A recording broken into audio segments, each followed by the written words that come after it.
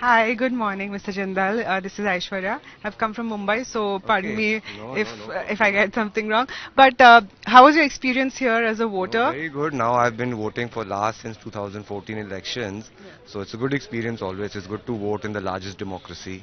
In Mumbai, the concern was voter turnout was low, and especially the youth. I saw 95-year-olds coming all the way on a wheelchair to cast their vote, but the voter turnout of the youth has been low. So, what's your message to them? No, I think it's very important. Casting your vote is very important. People feel that one vote will not make a difference but that feeling is what creates the gap.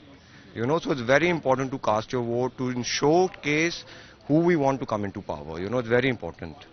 Uh, in one of your quotes, I saw you say you hire leaders, not managers.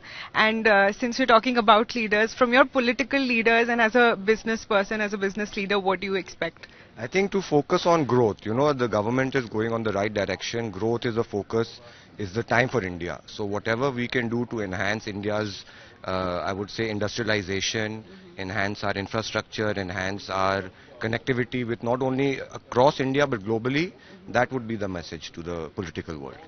Right. And from your industry perspective specifically, anything that you would like on the policy side to happen So on the policy, post-election? most metal commodities, especially stainless steel, a lot of dumping is happening from China. So a little bit support on that would go a long way for mainly for the MSME sector.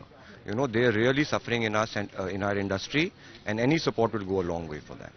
Thank you so much. Have Thank a good you. day. Thank